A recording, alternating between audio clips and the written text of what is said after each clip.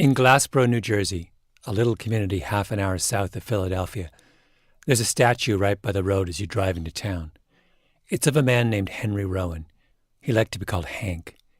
Whenever Hank Rowan came to Glassboro, he was mobbed like a rock star, which probably embarrassed him because he wasn't given to those kinds of displays. When Hank Rowan died in December of 2015, there was a huge memorial service. Then in the evening, students from the local college gathered around his statue, holding candles, and sang for him, as earnestly as only college kids can.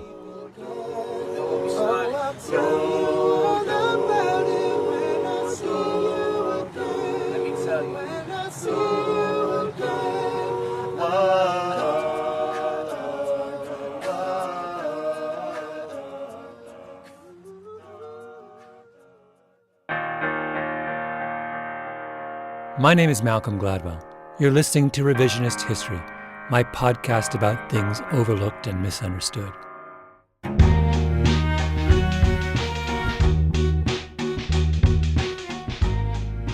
This episode is my eulogy for Hank Rowan. I never met him, but he's a hero of mine. I want to understand why he didn't become everyone's hero. Why Hank Rowan's example didn't spread beyond Glassboro, New Jersey.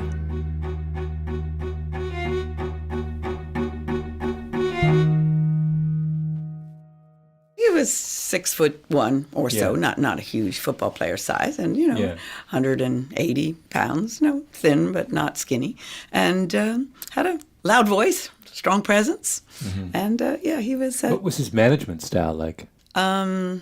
Benevolent dictator, I think. That's Rowan's daughter, Ginny Smith.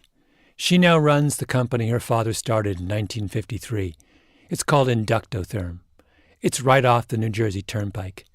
They make industrial furnaces for melting metal. He started the company basically in our garage, and then he sold his first job to the Mint, which was kind of fun, and then the second job to GE, and then the furnaces just got bigger and bigger. Now some of them are 50-ton. They're just huge. And kept branching out and acquired some companies, and it grew like Topsy, but he also worked very, very hard at it and hired good people. Rowan built Inductotherm into a multinational corporation. Thousands of employees around the world, and he became a very wealthy man, although you wouldn't have known it. He would run around in scuffed shoes and trousers, not worried about that. He didn't care how he dressed or looked. Rowan was an engineer, raced sailboats, flew planes, believed in hard work, free enterprise. But you couldn't get him to buy a fancy car. He was a Nash Rambler guy in the early days, and he poo-pooed Mercedes because Mercedes wasn't one of our customers. What did he drive sort of near? He drove Oldsmobiles and Buicks, and finally the company here insisted he drive a Lincoln. He drove it into the ground just about. Oh, it had a Cadillac once, but he towed his boats with that too because it had a bigger engine, None of this drive around and wave at people stuff. Yeah. Almost 30 years ago, Hank Rowan became friends with a man named Phil Tuminia.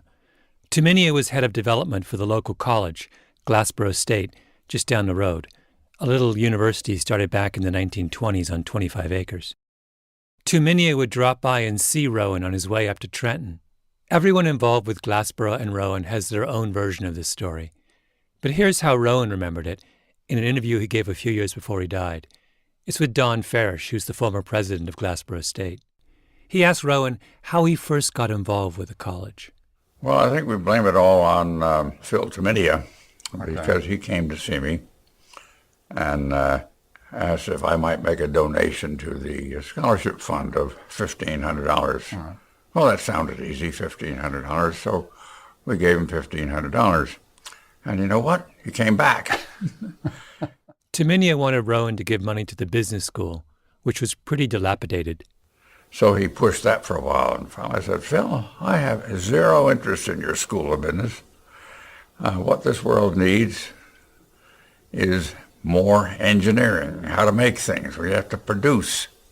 And Phil, what would you do with $100 million? And he nearly fell off the chair.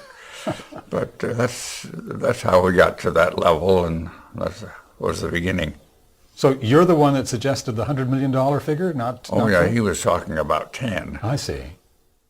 This is 1992, a generation ago. Almost nobody gave donations of $100 million back then. This was unheard of money. Rowan's gift made headlines around the country. He set a new standard. Did you think it changed the world? You're damn right it did. At Rowan's memorial service, Phil Tuminia gets up and says, I think accurately, that Rowan is the person who triggered what has become one of the greatest explosions in educational philanthropy since the days of Andrew Carnegie and the Rockefellers. From July of 1992 until the end of that decade, 20 gifts of $100 million or more were given out in this country. According to the Chronicle of Philanthropy, as of right now, spring of 2016, we're up to 87 gifts of $100 million or more to higher education. So everyone followed Rowan's lead, except not really. Rowan gave his money to Glassboro State College, a public university in a sleepy little town in South Jersey that no one had ever heard of. The college was close to broke. At the time, they had an endowment of $787,000. But the people who followed Hank Rowan, who were inspired by the size of his donation, almost all of them gave money to wealthy, prestigious schools. Let me just read to you the names of some of the educational institutions that have received the largest donations in American history. Ready? In 2013, the billionaire co-founder of Nike, Phil Knight, pledged $500 million to the Oregon Health and Science University in Portland. Okay, not the most prestigious institution in America. But wait. Then come three $400 million donations. The first is the billionaire John Kluge's gift to Columbia University in 2007. The second is the hedge fund manager John Paulson's gift to Harvard University in 2015. The third is Phil Knight's gift to Stanford University in 2016. And after that, in order, here are the universities that get the biggest donations: Johns Hopkins, Harvard again, University of Chicago, Princeton, Tufts, Carnegie Mellon, Cornell, Yale, Penn, Claremont McKenna, Columbia again, Baylor, USC, Columbia a third time, Michigan, University of California, Wisconsin. I could go on if you want, through all 87, but basically we're talking about the same wealthy elite schools getting the biggest donations again and again. Hank Rowan did something unprecedented, and nobody followed him.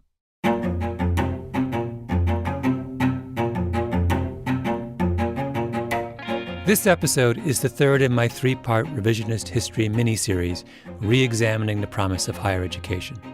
The first installment was about why the educational system struggles to find talented low-income students. The second episode was a comparison of Vassar and Bowdoin and why it's so difficult for some colleges to find the money for financial aid. But today I want to talk about educational philanthropy, which I think is an issue that doesn't get talked about nearly enough. Higher education in the United States runs on philanthropy. There are almost no schools that can pay their bills just on the strength of students' tuition. Those days are over. Philanthropy is what makes the wheels turn. But there's a problem. A lot of that philanthropy doesn't make any sense. It's going to the wrong places for the wrong reasons.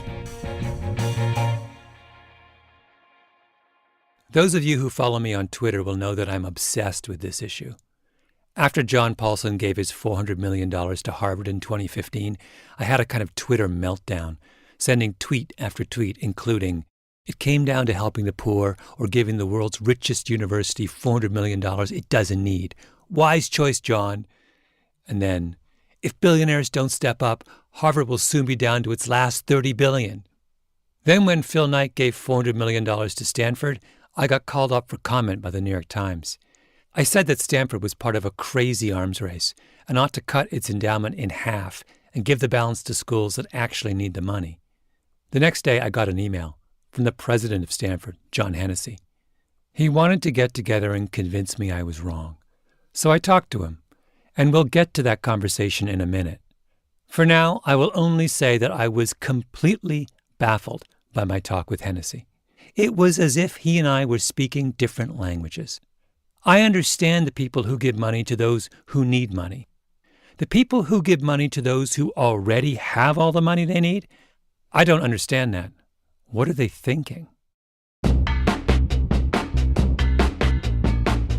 Let me run an idea by you, which I think helps to frame this question.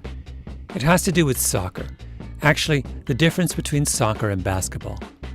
This idea comes from two economists named David Sally and Chris Andersen, who wrote a really great book a couple years ago about soccer called The Numbers Game.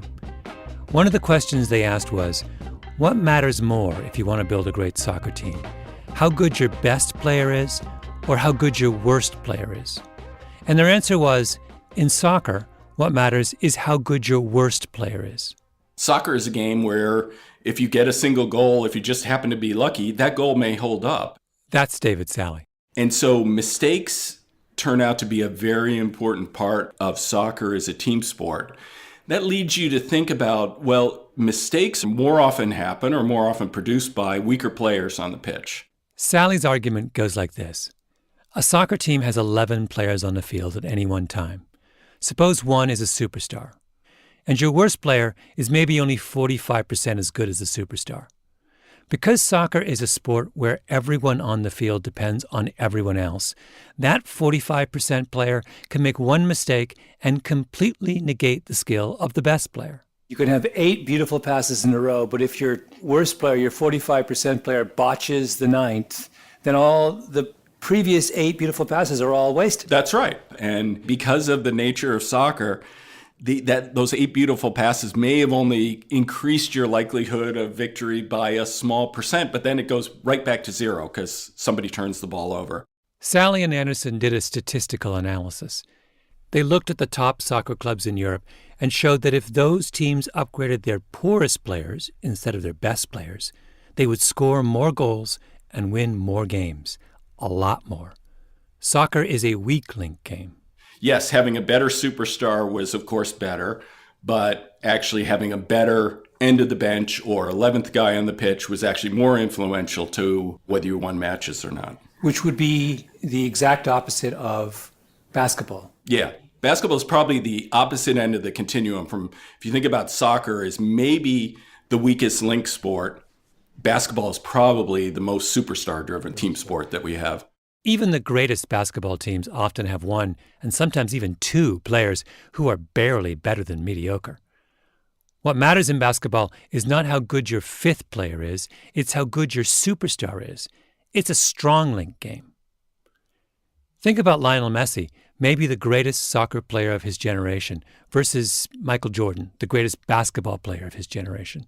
What Jordan could do on a basketball court was Jordan could guarantee or virtually guarantee that he could get the ball. You couldn't really stop him, right? He could go to the backcourt, pick up the ball. He could dribble it forward. He could break double teams. You could try to send 3 guys at him, but then you're really opening yourself up. He could go and get a shot. Leo Messi is so good that sometimes, some rare times, where in fact he can dribble the length of the pitch. But the fact is that he in most instances, he really can't. He needs those 8 beautiful passes to set him up. And then he could do something amazingly transcendent with it.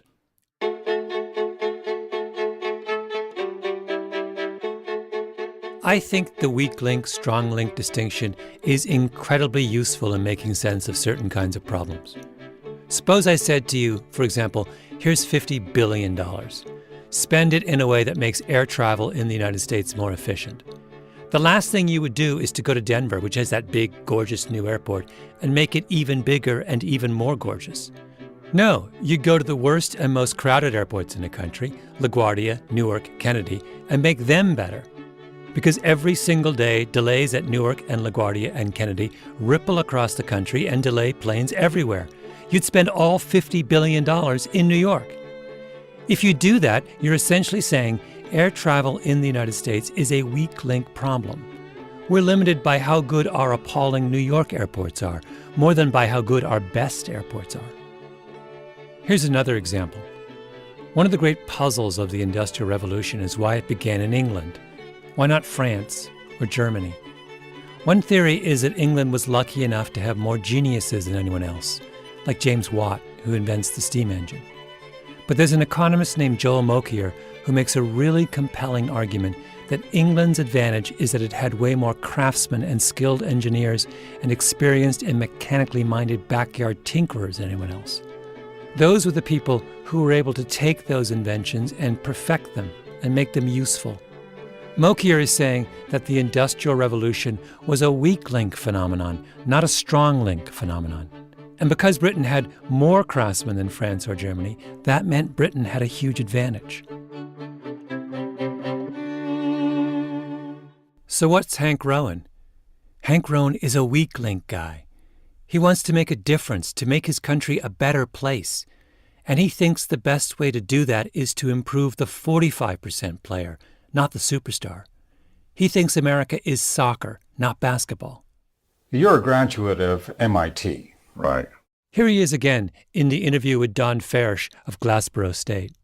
Now, I would assume that MIT at that time would have been interested in receiving a gift of that size from you. Did you think about giving it to that university? Or? No. Okay. They were at the time trying to raise $750 million. Mm-hmm. And my little $100 million wouldn't have made hardly any difference at all. Hardly any difference at all. That's David Sally's point about soccer. Upgrading the superstar doesn't help as much as upgrading the worst player. Here's Hank Rowan's daughter Ginny again. Basically, he said MIT had the greatest engineering school, bar none. He said it was the best education he could ever imagine. And he said, I'm sure they would do good things with my money. They'd build a building or do something positive. But he said it wouldn't make the difference that it's going to make down here. He said, I enjoy making a difference in this world. So he funds an engineering school in Glassboro. It's not the best or the fanciest engineering school in the country, but it's not supposed to be. So it's one 4-story building? Is it 4 or is it 3? It's 3-story building, and then it has 2 wings to it, and there's labs. We'll go walk down. I went for a tour with Joe Cardona, the university's head of PR. You know, we're a state institution, so a building like this was like, wow, whiz bang, you know, look, it's an engineering building. Yeah. And so here, why don't we just walk down the hall down this? Yeah. The school was built in the mid-1990s for 500 students. They've now crammed 750 into the building, while they wait for a new annex to be finished next door. Eventually, they want to double the school's size. The point is not to be more exclusive. It's to get bigger, to serve more students. Cardona and I stopped by a lab where a group of students were working on a Baja car, basically a home-engineered dune buggy that will race against other engineering schools on an endurance course. So we got some aircraft-grade aluminum, and we have a 2-axis water jet cutter that can cut out profiles, and we designed a part that's bolted together. That way, it's nice and strong, and they're graded bolts, but if it does break, you can replace individual pieces without having to make a whole new assembly. The 4 students I meet, Matt, Sean, Owen, and Kyle, all grew up around here. Are most of the students in the engineering school from New Jersey? I would say a good majority, but not all of them. Yeah. Net tuition in-state is about $9,000 a year, which is pretty reasonable for an engineering school. 95% get jobs in engineering when they graduate. And we really want to do what I call a blue-collar research. Research that is practical, that people can see the tangible result of. Ali Hushman, the university's president. He's an immigrant from Iran. He grew up in a slum in Tehran, 5th in a family of 10. People used to ask me to compare it. I said the best comparison would be to tell you, if you have seen Slumdog Millionaire, you look at that, this one was twice as hard and tough. Oh, wow. Yes. We're a very close family, but very poor.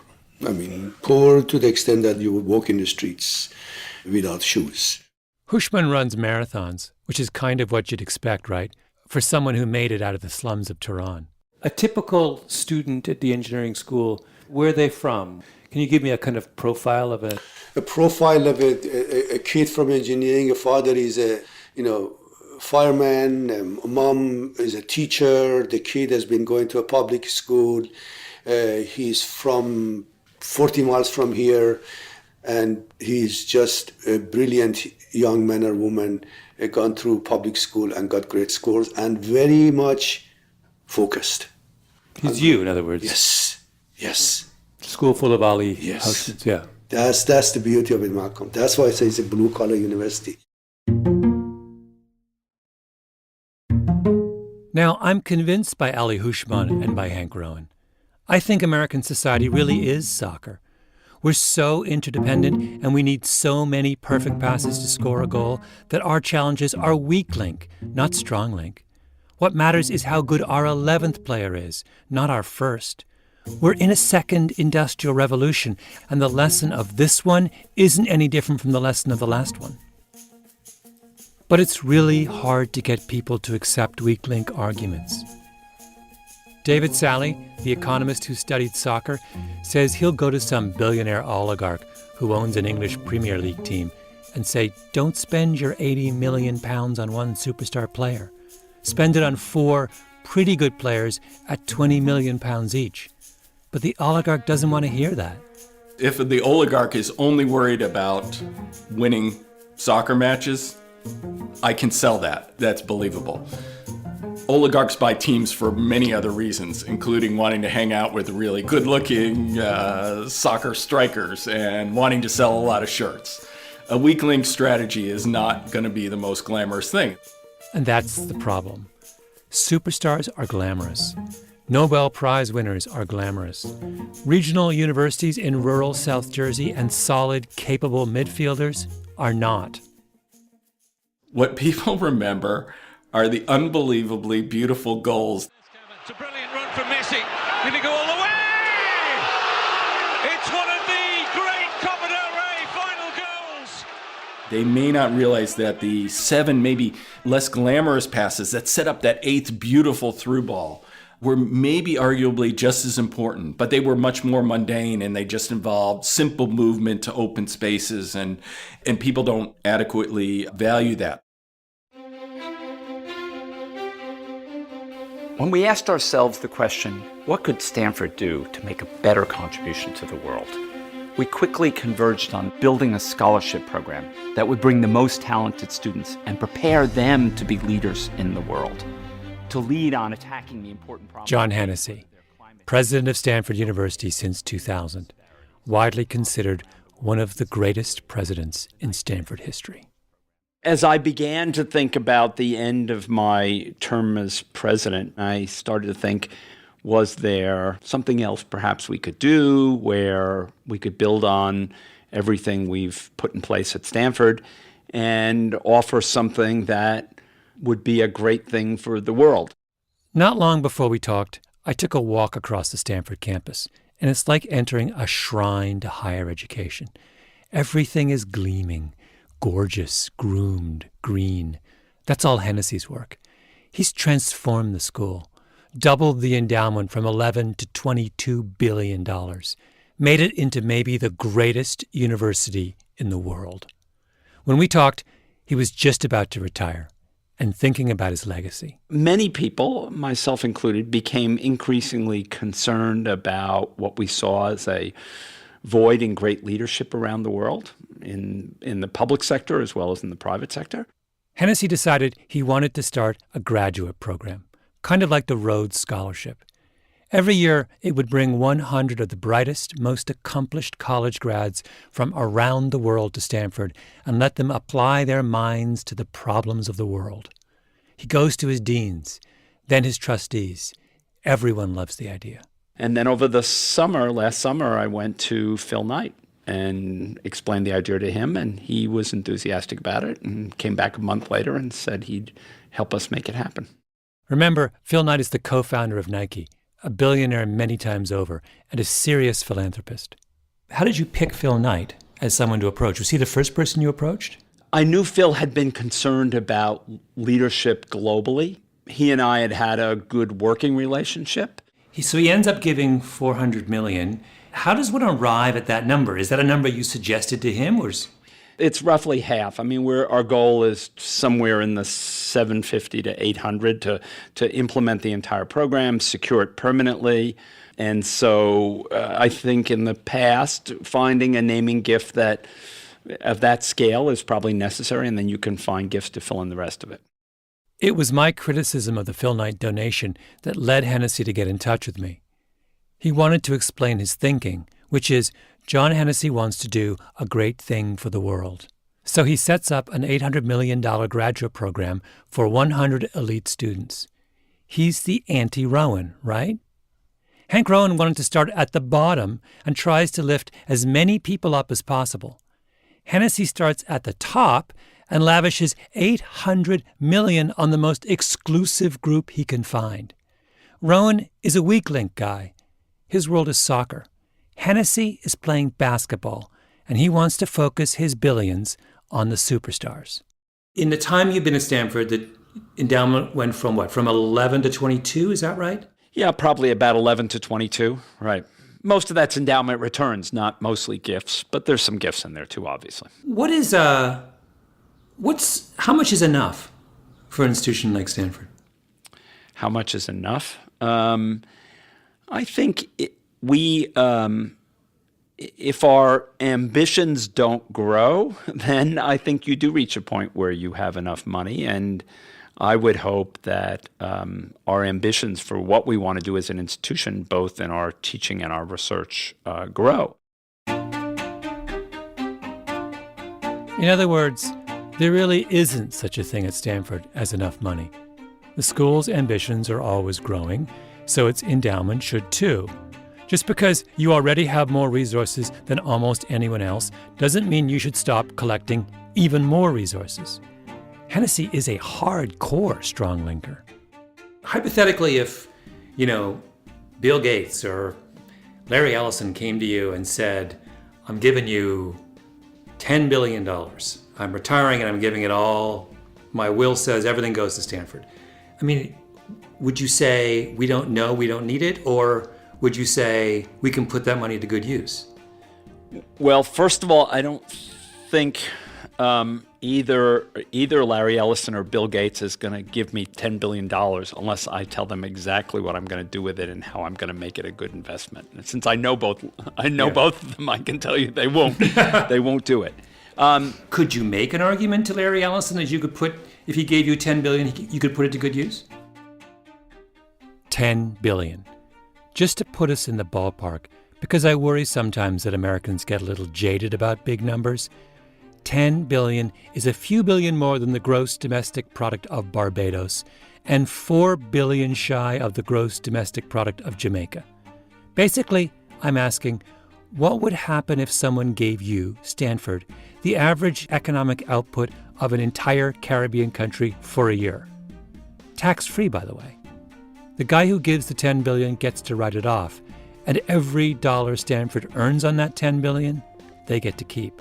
$10 billion, I'd have to do something really dramatic for $10 billion. Really dramatic. He thinks about it for a moment. Actually, I counted for about 2 seconds. Then he comes up with something really dramatic. The one area where I think there is an opportunity for significant incremental funding is in the biomedical sciences.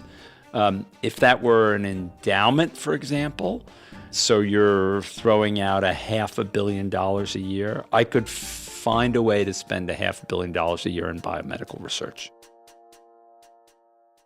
$10 billion. He could totally use another $10 billion.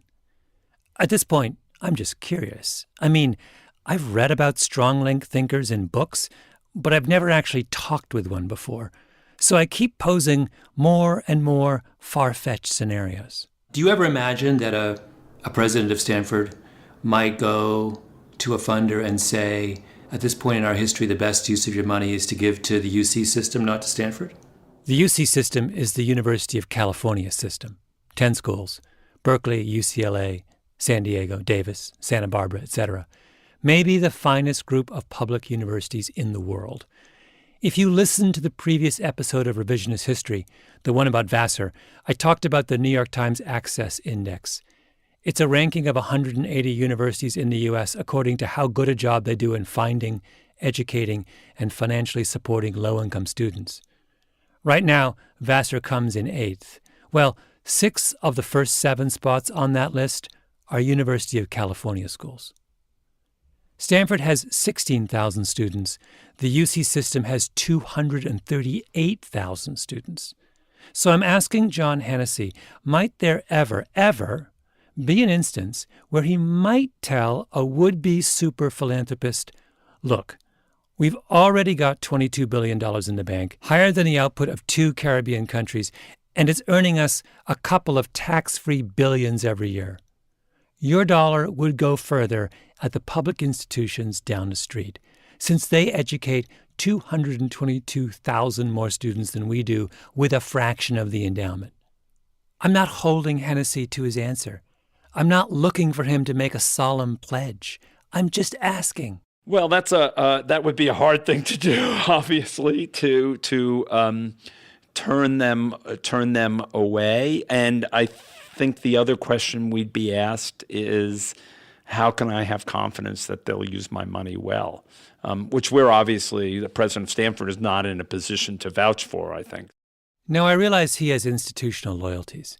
He's the head of Stanford. And I must say, I like Hennessy. But am I the only one who finds his answer ridiculous, even offensive?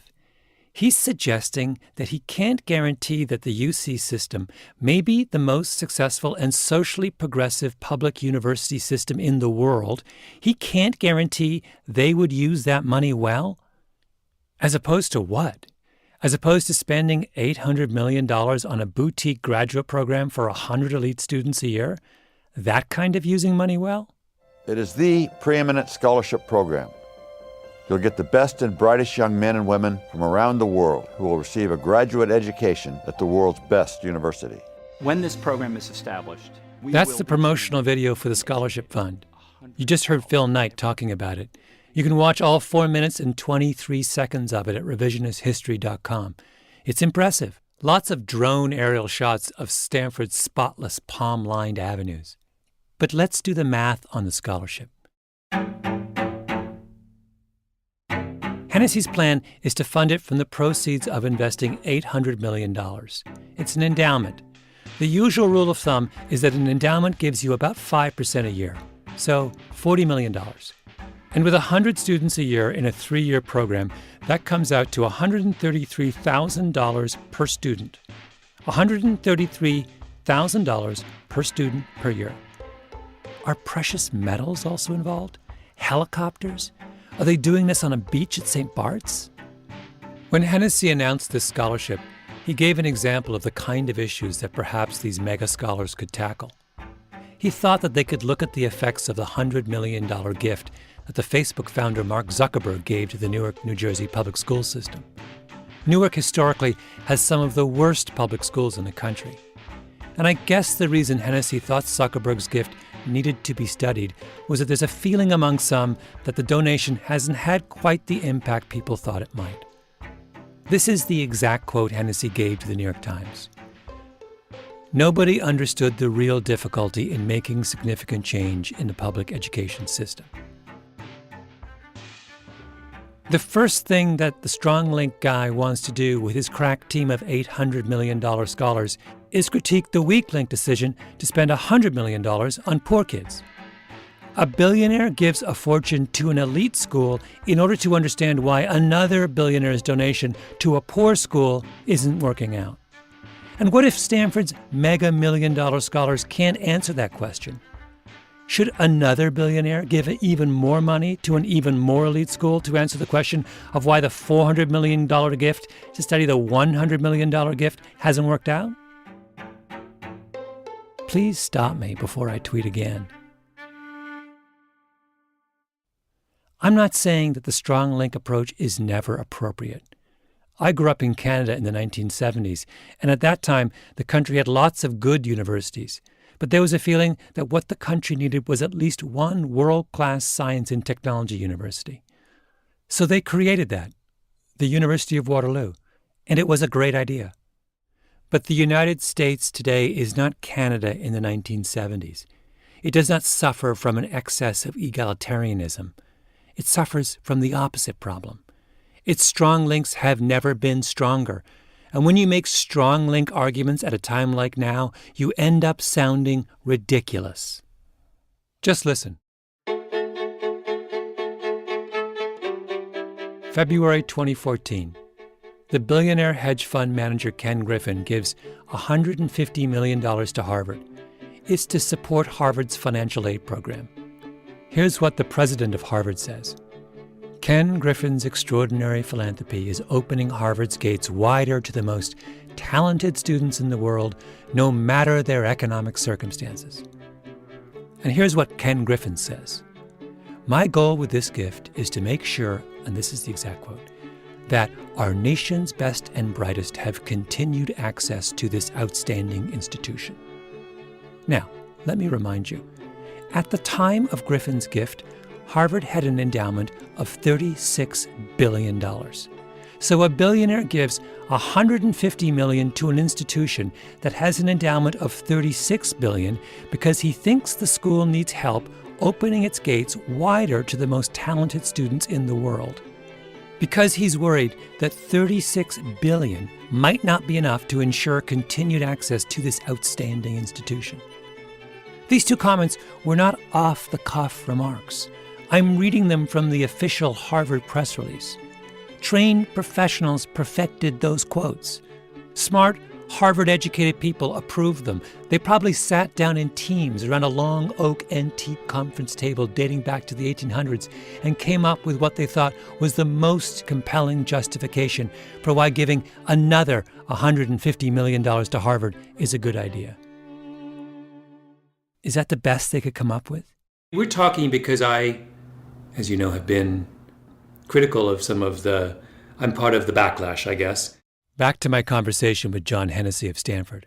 And I'm just curious about how common or how often do you run into backlash, to people saying enough with some of these large, am I a lonely voice, or is this something that you have encountered a lot and think about a lot? We don't encounter it a lot. I would say, I think the reason we probably don't encounter it is that we don't view this as who gets the biggest slice of pie here. We view it as what can we do that's transformative? How can we increase our contribution to the world? I mentioned maybe the most obvious criticism of what Stanford is doing, and he says, we don't encounter it a lot. Apparently, the president of Stanford only encounters people who look at American higher education and conclude that what it really needs is more money at the top. With all due respect, the president of Stanford needs to get out more. Take a little trip to Glassboro, New Jersey, to the campus of what's now called Rowan University. Maybe take a look at the statue up front. How can we not talk about family when family's all that we got? Everything I would do, you were standing there by my side. And now you gon' be with me for the last ride. You've been listening to Revisionist History. Sometimes the past deserves a second chance. If you like what you've heard, we'd love it if you rate us on iTunes. It helps a lot. You can find more information about this and other episodes at revisionisthistory.com or on your favorite podcast app. Our show is produced by Mia Lobel, Roxanne Scott, and Jacob Smith. Our editor is Julia Barton. Music is composed by Luis Guerra and Taka Yasuzawa. Flawn Williams is our engineer. Fact-checker Michelle Soraka. Thanks to the Panoply management team, Laura Mayer, Andy Bowers, and Jacob Weisberg. I'm Malcolm Gladwell.